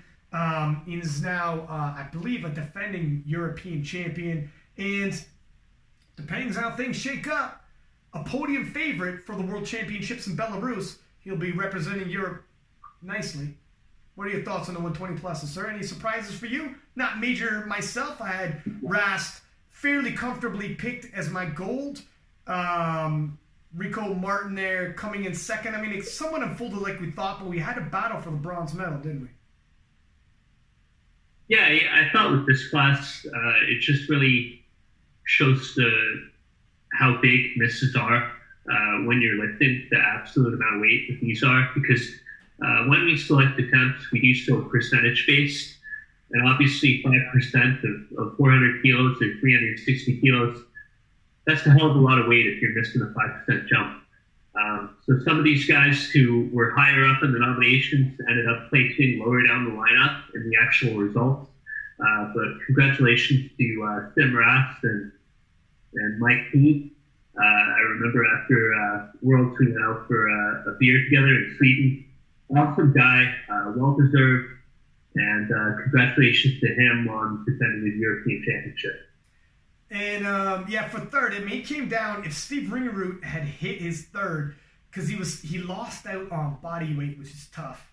But from the Valich, hopefully I'm not butchering his last name, but Robert Valich ended up tying, but he was a lighter man, and he's got a hell of a deadlift. And when you got a heavier deadlift, you deadlift last, and he could load the bar with whatever he thought he had to. And because he's the same body weight, he doesn't got to better your total. He's just got to equal it. So he had a bit of a benefit there. So it is what it is. But Steve had a pretty good day himself, hitting all of his lift except for that last pull. Yeah, I think we're good to go into the women's. What are we looking at? We're an hour and 20 minutes, my friend. Wowzers. Janine Martin from Ireland winning the 47 kilo title. Janine was kind enough to let me know I did not pick her. I love it when the lifters like hey, she let Chad know that we were right. She did let Chad know you picked it right. That's okay. It's all right. I take it. I'll eat it. Janine taking the 47 kilo class. Danielle Malcolm from Great Britain taking the silver medal, and Maria Zabalina from Russia taking the bronze. And they were neck and neck for the bronze and the silver, but body weight separated them. And even fourth place was only 2.5 kilo behind, and another 2.5 kilo behind her for fifth. So it was a super tight in the 47 kilo class. Yeah, going into this competition, we anticipated that it was going to be a pretty tight finish. Janine had actually was second to the champion last year, Maria Zabalina of Russia, who in this lineup this year ended up placing third. Janine came in, she put on a clinic, 9 for 9 day, 7.5 kilo total PR, and ended up securing her first European Championship. So congratulations to Janine, and thank you for proving us right in our pre-game prediction. Yeah, and thank you for bringing that up again. 52 kilo class. We briefly mentioned, but we'll take a look at the other lifters as well, that Alibert from France, piecing together a stellar day, a signature performance, huge PR for her, 9 for 9, first international win in the Open. She won a silver medal in the 47 kilo class in Sweden, going against the 47 kilo GOAT Heather Connor. And in the 52 kilo class, nestling in nicely, taking the European gold. And then behind her, her fellow French lady, Rico, and just 10 kilo off. So looks like to win the national title in 52 kilos is going to be a battle. Looks like there's going to be some battles in France. Yeah, I mean, heading into this competition, we had Naomi nominated in 6th, and Shizuka Rico was nominated in 3rd. Olga Golyubeva of Russia was the favorite. And then, obviously, as we talked about, with the most improved or the most valuable pick, which you picked, like Naomi, rose up the leaderboard, 22.5 kilo PR. Shizuka Rico also hit the 22.5 kilo PR. So obviously, something that these ladies are doing in training is working. Congratulations to them on phenomenal meets. Eva came in third. And another really notable mention here is that Plum Deckers of the Netherlands ended up breaking Susie Hartwig-Gary's squat record in the 52 kilo division. She set a new world record at 158 kilos on her second attempt, and then came out and furthered it with 160.5 kilos on her third attempt. So congratulations to them, and really well done on that. Yeah, and here's so to add to the Decker story, which makes it a little dramatic. Opened up with a bronze medal, or sorry, opened up with a European record for a squat. So opens with a European record, second attempt, world record, third attempt, breaking her world record. But if you follow powerlifting, you know you have to have a total for any of those records to stand. Walks into the bench press, misses an opener, has to retake it, and things get dicey. I mean, when that happens, you got 3 attempts. She ends up getting her second, going up only 2.5 kilo and missing her third. So that one bench she got, which was her opening weight, took her 2 attempts to get it and was the only bench she got. Sometimes walking in there, you're thinking 72.5 kilos should not be an issue. That's opening weight. Let's not gamble a world record, which is a phenomenal showing. There's nothing worse to take the winds out of your sails than losing your world records. Ask Maria T from Texas in the 2016 World Championships. And my God, things got a little too dramatic in the bench press event when it took her 2 attempts to get her opening weight. She got it, and that's the only weight she got in the bench press. It's like, whew. Ended up getting her opening deadlift, and that's the only deadlift she got. So what overall, you know, the deadlift event didn't go the way she wanted. Bench event was shaky, but it's got to soothe a little easier when you set history in that squat event. Taking European record for your opener, world record for your second, and then besting your world record in your third. So whatever happened with the other lifts, maybe she got a little excited and had that adrenaline dump that sometimes can happen. When you finish on, when you have such a huge high in your squat sometimes, maintaining that adrenaline can be tough. You know, try to chase that and keep it going. Yeah. But nonetheless, moving on to the... Go ahead, sir. Moving on to the 50 kilo category, we had Joy Namani come out on top. Joy also she broke her existing world record on her second attempt with a 205 kilo pull. Ended up being 0.5 kilos off her personal best. And then we had Anna Filmanova in second and Laura Savalainen in third. Do you have anything to mention on this spot? Yeah, so is Joy sticking around in the 57s? I have no inside information there. I know she's bounced in between the 52 and 57 kilo classes. And I believe, if I'm not mistaken, that she owns she does own the world record in both weight classes right now on the deadlift as well. In the deadlift, so Maria T from Canada won the 57 kilo class with 472.5. Now, this wasn't an amazing day for Joy. She missed her third squat, missed her third bench, and missed her third deadlift. Ended off 452.5. A good 20 kilo back. However, if she doesn't miss her thirds, we got ourselves a hell of a battle in Belarus. And she may not miss her thirds in Belarus, and we may have ourselves a hell of a battle. She is the reigning 52 kilo world champion, moving up to the 57 kilo class for the European Championships. I don't know if it's because she knows she's strong enough to do it. It's still the international scene. It's nice to pick up medals in multiple weight classes. Hell of a resume to beef up. Or if she's telling herself, I would like, you know what? Because she filled it out. She weighed in 56.1 kilos. So I'm sure she could still make 52 kilo, but she's somewhat filled out 57. She's got some more room to grow. But if she wants to fill out 57 and actually do a little bit of a water cut, keep growing into it, and let's say she doesn't miss her third attempts, we might have a Britain versus Canada battle, a Commonwealth battle. The Canada-British relations might cut down, my friend. How do you feel about that? As a fellow Canadian, okay, Maria T is the first Canadian woman to win a world title for us, and Joy's coming at her girl, possibly. I don't know how I feel about this. Yeah, I think with all due respect to Joy, that Maria's top in that class, top moments in all powerlifting that I've seen when Maria ended up putting on wrist straps and going for the win. And looking ahead into Worlds, I mean, if Joy can narrow the gap through making attempts and making progress in training, it could be an exciting one. But we also haven't seen Maria in a while, so we'll have to see what she puts on the platform at her next competition. I think Maria T returned to her roots and went to I think she went to Thailand, and because I think I seen her in Thai powerlifting. I think she might have been hosted there by Thai Powerlifting Federation. And I remember we had Maria T on the show, and I shit you not, she said, growing up in Thailand, obviously they're famous for Thai boxing. If you listen to the podcast, you know, like I'm always bringing it up. I love like the combat sports. And when she was like 5 years old, go back and listen to the podcast if you don't believe me. 5 years old, she was a bare knuckle Thai boxer.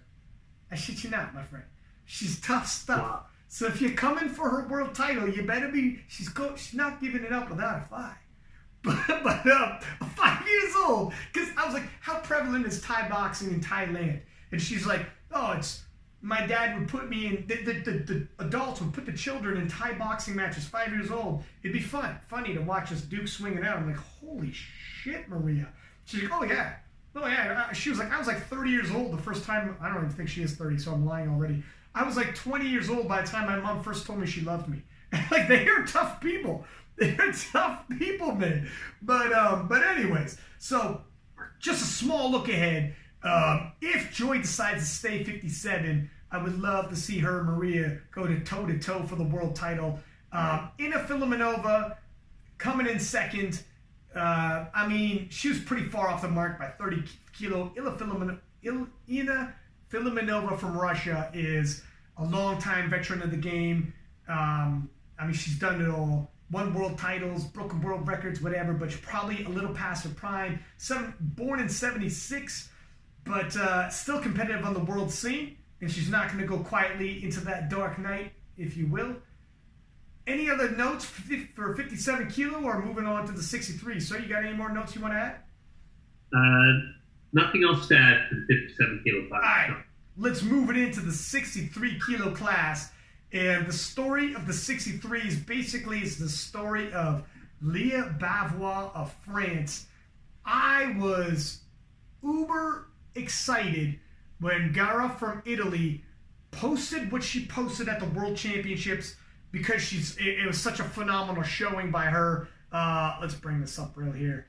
So she posted up 5:03 at the World Championships, a new world record, and we're into the 500s. Nice. Good. Solid. And then Sam Calhoun at the U.S. Raw Nationals this year, posting up 5:11, the biggest total we had ever seen ever in the 63 kilo class, going 9 for 9, having a signature performance, and everybody's super happy. Could be happier for her. And look, she would be the favorite walking to the World Championships, posting up the biggest total we ever seen. Then Leah Bavois from France, 5:14 world record squat, European record deadlift with a 216-pound deadlift, and a 5:14 total, just shy 897 IPF points. Fucking ridiculous showing by Leah Bavois. Fucking ridiculous showing of Leah Bavois. And if you're Italian or you're American, you're protesting and you're not eating your French fries in 2020. How scary is this right now? Is she your favorite walking into the Worlds? I can't wait to watch that class at Worlds. It's gonna be nuts. Yeah, I was coaching in that class last year. Yeah, she had two competitors in Carly Dillon and Teresa Parsons. And it was one of the most fun classes of last year's Worlds to be a part of. Because we were watching Leah's first time we'd seen her compete. World record squat goes down, and she's off to the races. Ivana Horna, who had an excellent meet here as well, with a 495.5 total, was off to the races as well. And then we had Carola Gara and Sam Calhoun battling it out. So last year was awesome. I can't wait for round 2 this year. Leah absolutely knocked it out of the park. Had a little bit more in her on squat and a little bit more in her deadlift as well. So it'd be fun to see where she goes with this next. 193 kilo squat. This is stupid. What are we talking about? That's crazy. You know what I mean? Like this is for a 63 kilo woman. We're getting into some crazy numbers here, man. And a 514. And she hasn't been powerlifting that long. Like her rate of progress is big. It's only going to get bigger.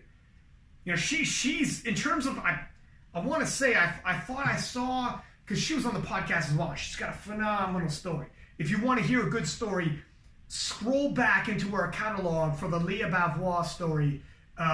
She came out and said she is autistic and the things that she dealt with coming up as a teen, battling depression, suicidal thoughts, attempted suicide, and like just a phenomenal coming of age story when she found powerlifting and basically found like, oh my God, you know, like everybody's got something. And went from, in her mind's eye, from nobody understanding her and wanting to understand her to now being a pillar and like a hero where she's from. And everybody around the world now draws inspiration from her.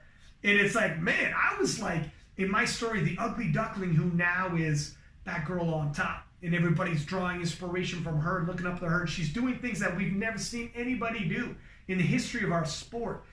Phenomenal, inspiring story.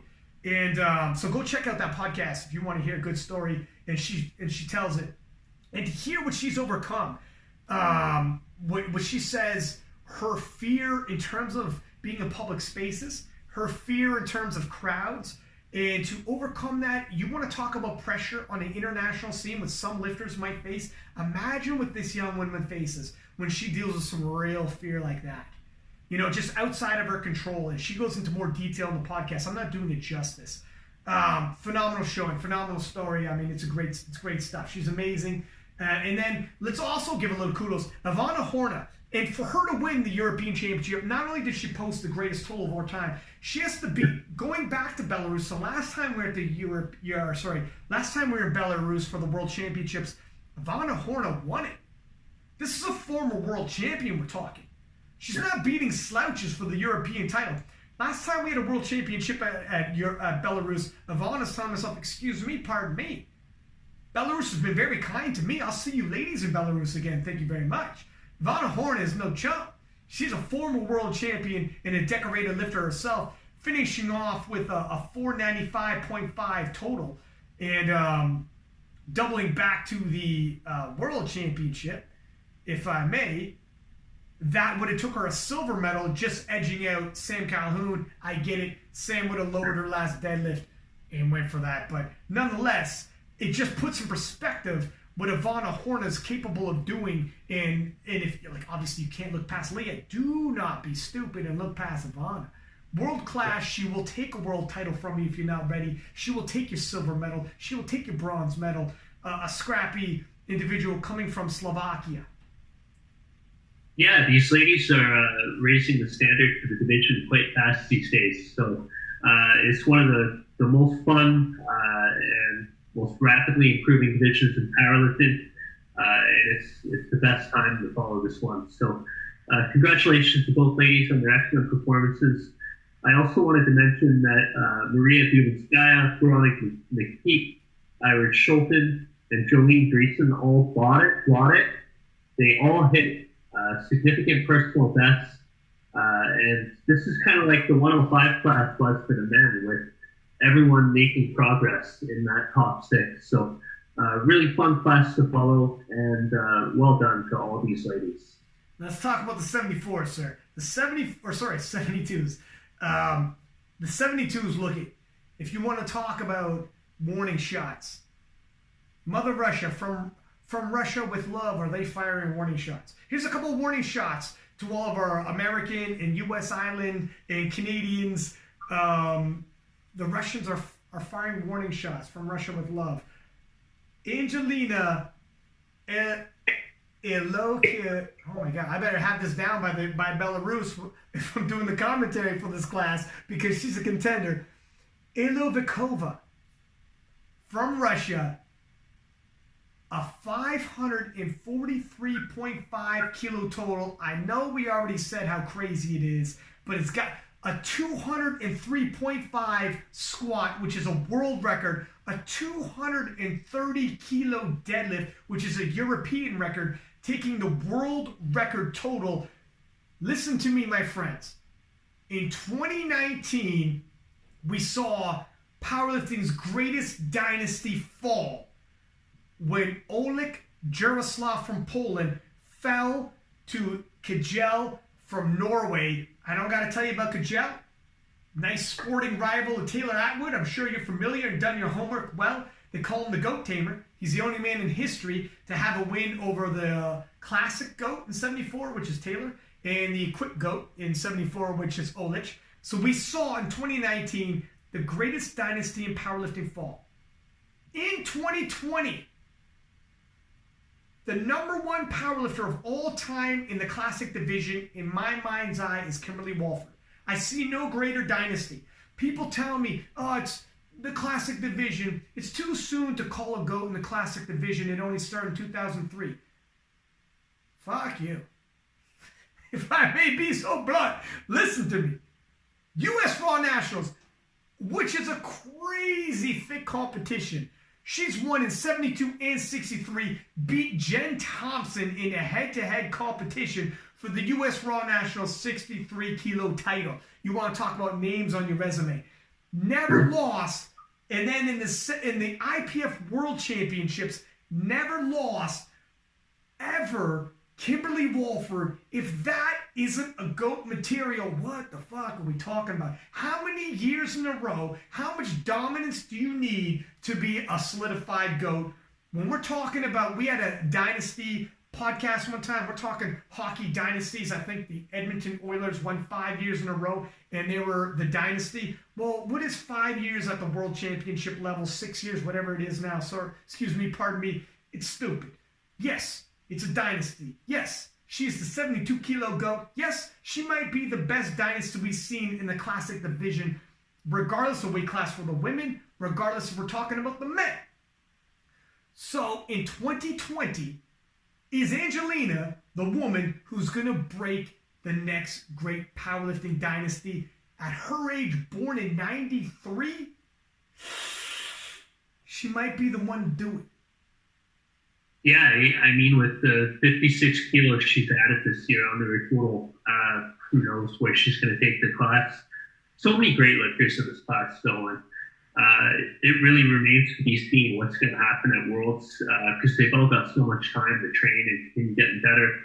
It's important to mention there that Anna Rosa Castellane actually held the total world record going into this meet, and then Alapakova ended up making it. So, in spite of Kimberly Walford being undefeated in this division, there's been competitors who can rival her on total. I'm glad you said that. I'm glad you said that about Anna Rosa Castellane. That flew on the radar. She not only took the classic world record, did she not take the equipped world record, same competition, which is the Pan American Championships? Yeah, I'm not sure on that one. I think so, man. That's ridiculous, by the way. But yeah. Yeah. I don't know where this is going to go. And we have Jessica Bittner here in Canada, who's obviously young and making a lot of progress. Kim's got that clutch deadlift, so, and it's come in handy for her so many times. So, congratulations to Angelina Lapakova on a great performance, putting us all on notice. We're excited to see what she's going to do next, presumably at Belarus Worlds. Sarah Mazzantini was the most improved lifter by the numbers on the women's side. Ended up hitting a 26.5 kilo PR. Great for the Italian Federation. I remember 4 years ago attending their Italian Powerlifting Nationals. You did? I was there and I was backpacking. I was not expecting them to have, it was around 350 lifters competing in their Italian Powerlifting Nationals back then, which of course rivals the size of powerlifting nationals here in Canada. I couldn't figure out why they weren't at the world stage. Now we're starting to see them come onto the world stage with Camilla Gara and Mazzantini and Cody Cometti on the men's side. They've got a lot of really talented lifters in Italy, and excited to see them stepping onto the international platform like this. And then Ida was slightly off her mark from Worlds, still a great performance, still puts her in the next in that class, and she's still one to watch for the future as well. Yeah, Ida's capable. I mean, when she won the World Championships and it came down to her last deadlift, I had her on the podcast. I replayed her last deadlift win, which was a phenomenal win. And then also her and Chloe Dublin continued the rivalry and did some arm wrestling. I don't know if you've seen that. I posted too. And I think, let the record show, I think they're even on arm wrestling. Ida took left and Chloe took right because they switched arms. And they need a tiebreaker on that, my friend. And I'm sure Chloe wants a rematch in terms of the World Championships because she was winning. Ida missed her second attempt, comes out on her third, loads it up for the win, and hits it in a huge Hail Mary pass. Don't got to replay all over again. Look at the World Championships in Sweden. A Swede pulling for the win after missing her second attempt. Phenomenal miracle on ice situation. And she takes the World Championships.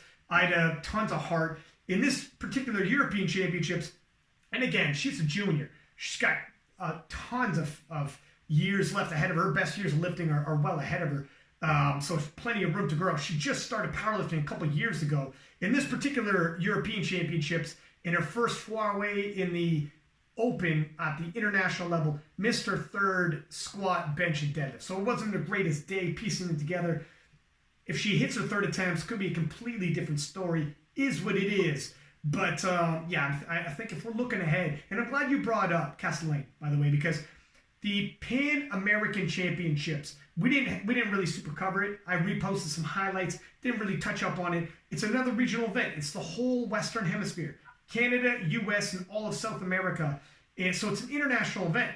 That wasn't an unofficial world record that Anna Castellane hit. It was international judging. So she legitimately broke a world record with international. American judges were down there, my American friends. So, and they were giving her calls saying, yes, you broke the world record and you took it from Kimberly Walford. So next year in Belarus, and thank you for reminding me that out of sight, out of mind in this situation, but it is more than just Angelina. Kimberly Walford has got a murderer's row once again in the 72s. And the 63s are going to be stacked. The 72s are going to be stacked. I don't want to turn this into a 2020 Worlds preview show, but we'd be remiss if we didn't look ahead a little bit when you see world record totals fall like that. Absolutely. So let's move on to the 84 kilo class, and old wily veteran Strick from the Netherlands, former world champion, pieces together an 8-for-9 day, collects the Open World or European title, born in 73. And, I love it when a wily veteran pieces together a day like that, pushes back the charge of these youngsters and collects another Open European title. Yeah, it's 5 kilos off from her personal best. It looks like she went to chip her personal best total by 2.5 kilos on her final deadlift. That was once the win was already secured, ended up coming just short on that lift. But congratulations to her, and as you said, she's a former world champion as well, so it's good to see her put on a strong meet. And just taking a look, I don't see any, we do have Nuga from Great Britain collecting, I see in the European deadlift records, 225.5, 228. Just capping off, I just want to highlight some of the records that might have fallen. Looking in the 84 kilo plus, and Emily from France, Mergier, I believe is how it would be pronounced, started off the day rough, only getting her opening squat, collecting herself, not missing another lift for the rest of the day, ending off with a European record, 588.5, which is good enough because Great Britain's Leah Weatheridge finishing off with a 579, and that's just a few kilo more than 575, which is Leach from Sweden. So it's fairly closely contested. And the French woman starting off rough. The significant thing about the 84 plus field is that you look at nation points. France had 45, Great Britain had 45. France was first. And if you look at the lineup here, France placed first, Great Britain placed second. So there were some key points and bragging rights on competition as well. Going back to the 84 kilo class, I also just wanted to mention Anki Timmer for the great 9 for 9 PR day. Congratulations to her as well on hitting a 12.5 kilo total PB. Moving on to the 84 plus kilo class, what really stood out to me, obviously, congratulations to Emily. Camille Holland on setting the European record in squat with 240.5 kilos. If you look down in fifth place, we have a sub-junior lifter from Russia who broke 1, 2, 3, 4, 5 European records on the day. She broke one world record as well. Ended up hitting a 40 kilo PB with a 545 kilo total. So looking ahead, it would be interesting to see where she can grow in that division. She's born in 2001. Dude, she's a kid. She's a baby. Yeah, and she added 40 kilos to her total this competition. So we'll see what she does in the next international showing as well. Yeah, no doubt. Top 5 in the open at the European Championships on the international level and breaking all these records. Yeah, she's definitely going to be one to watch. So there you go. I believe, well, there it is, man. We gave our MVPs in terms of the national teams who contributed those clutch points to their nations when they needed it. We gave our people to watch for the 2020 Worlds. We gave our most improved. We hit all the storylines division by division. We got a little excited. I dropped a couple F-bombs. What else is new? I made a couple analogies to UFC and boxing, which seems to always make their way into this. I think we were pretty damn thorough, my friend. Is there anything else we got to roll on here? No, I just want to say that the sport's growing. Please let us know. Give us some feedback on how we can improve these preview and review shows. Ryan and I do a lot of research behind the scenes so that we're speaking accurately and so that we know what our lifters are going through. But please support these. A lot of work goes into them, and it's a great time to be a fan or an athlete or a coach in powerlifting. So keep supporting our sport and helping it grow. Yeah, give back. And speaking of being a coach, for people listening, obviously you are head of the Strength Guys, which is one of the most elite coaching services outfits you're going to have out there. I don't know if you guys heard of Taylor Atwood. He's quite good. They coach him. The champion of champions from the IPF World Championship. And he's among all, I mean, you got how many world champions you've dealt with? I don't know if you got the numbers at your disposal. You don't got, this isn't a quiz to pull it up, but you have been with half a dozen or more world champions, world records. I've belted off you guys' resume before, but it's just a ridiculous resume you guys have in a roster of who's who in powerlifting. So for anybody who's interested in either programming or game day strategy, which is extremely important when it comes to the top levels. At this point, look, a few years back, you might have got away with just made the stronger person win. That's not the case anymore. You better know your chips. You better know how the game is played. And just even for game day handling, for programming, for nutrition, for water cutting, you guys got it all. And I feel like every freaking time I have someone from the Strength Guys, I'm like, can I get your resume, please? They got PhDs and masters, and I don't know the vetting process you have when you're taking on a coach, my friend, but it's pretty flippin' high. You got to be a member of NASA to make it on here. But if somebody wants some coaching services, how can they reach out to you? Yeah, just check us out at www.thestrengthguys.com. You'll find most of our content on social media at The Strength Guys on Instagram as well. And if you want to get in touch with me personally, my Instagram is @JasonTSG on Instagram. And there you go. And most of your coaches got TSG in their title. And also, if you probably noticed, we've been putting together with the strength guys the Positions of Power series. And we're giving little tidbits on squat form, bench form, deadlift form coming, handling. We're going to hit it all. But let us know if there's topics that you want. The pros, the guys who handle the champions, the guys who build their programs from whatever topic it is, man. Not just technical, but in terms of doing water cuts, in terms of handling, in terms of meat prep, in terms of whatever it is. There's too many possible options.